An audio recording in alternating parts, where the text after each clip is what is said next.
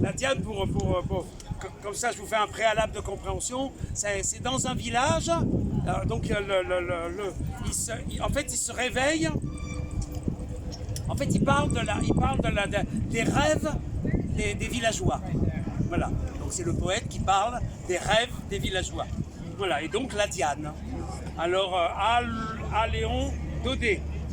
Alors, les premiers, donc c'est au réveil, hein, ça se passe au réveil du village. Je préfère comme ça, il y a... Voilà, bref. Les premiers chants de coq, ce sont les grincements de la serrure et des gonds, des logis qui d'eux-mêmes, la nuit achevée, s'ouvrent pour le départ des songes. De ma fenêtre, sur le carrefour des trois chemins, parfois, avant l'aube, j'assiste au défilé des fabuleuses théories qui s'épanouirent sous le chaume. Et leur essence variée m'initie au magasin des féeries que devient le sommeil durant le crâne des villageois du voisinage. Claire cavalcade et chevauchée sombre, tragédie et pochade, conte bleu et cauchemar. Cocorico! Voici passer des reines et des rois, pareils à ceux des cartes à jouer, des anges vidant leurs joues de neige en des trompettes de soleil, des seins dorés sur tranche, des seigneurs en soie d'arc-en-ciel, des damoiselles de harpe sur des coursiers de mandoline, une paillasse de cirque, le petit poussé, des moissons et des troupeaux de terre promise, des galas de bonbons et de pâtisseries, des avalanches de papillons et d'abeilles, des cygnes, des faisans, des porcs, des aigles, des aurores, des couchers de soleil. Voilà passer aussi des coups de poignard, des éclairs, des tonnerres, des bandes de voleurs, des canards, des batailles, des naufrages, des flammes de l'enfer, des dents de loup, des cerfs, des berniers, des coups de girafe, des coups de girafe, des troncs d'éléphants, des gueules de lions, des vautours et des tigres, des serpents et des caïmans, des requins et des baleines, des croque-mitaines et des légumes. Voilà. Ah, il est là, le Léviathan. Tel ou tel songe, on peut en deviner la tête de ce monde. Ces flammes de l'enfer, parmi lesquelles un diable brandit sa fourche, viennent à n'en pas douter du taudis de ce terrassier qui bat sa femme et ses petits.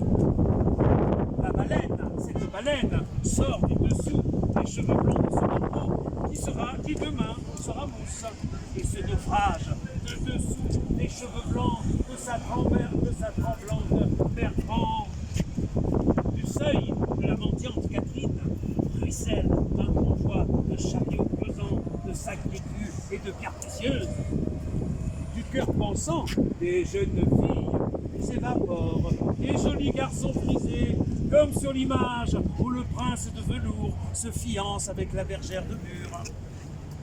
De l'école des sœurs, c'est incroyable, ça va vite. Hein. Il est bien, non, c'est...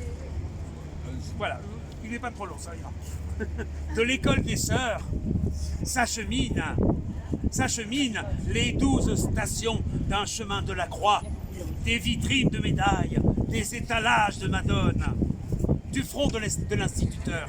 Voyez s'en sauver cette distribution de prix et de discours à monsieur le ministre en tournée. Du presbytère, c'est les seins de belles filles nues, des tentations de Belençon, de Saint-Antoine qui s'envolent, Marie de leur échec auprès du vieux curé, qui bientôt va se métamorphoser en scarabée pour la petite messe du matin, de la dévote, de chez la dévote, par le troupeau radieux des clés du paradis. Une barque clandestine dévale de la Guérite où s'oubliait à ronronner le douanier de garde sur la cale. Barque sur laquelle rame, en redingote très moderne, couronne au chef, un prétendant au trône de France. Cette prise de Malakoff jaillit de la demeure du garde champêtre. Tout débagoule ses barriques de vin et ses dames Jeanne d'alcool. Pardi, de la crèche où le vieil ivrogne cuve son salaire. Cocorico! Défile encore, pêle-mêle d'un carnaval unique, des orgies de fleurs, un pensionnat de poupées, des nids d'oiseaux, des singes, des négrillons, des pyramides de blé, des collines de beurre, des trésors découverts, une grosse caisse et des tambours, des premières communions, des tirages au sort, une troupe de saltimbanques, une douzaine d'oncles d'Amérique, plusieurs châteaux en Espagne, des grottes merveilleuses, un sabbat de squelettes, des escouades de phallus, un navire attaqué par des corsaires, des pages d'histoire, une danse d'anthropophages, des pêches miraculeuses, des mers de glace, des colères de Vésuve, une collision de locomotives, des voyages aériens et sous-marins, un paradis terrestre, un déluge universel, le juif errant, deux fins du monde et trois jugements derniers. Cocorico!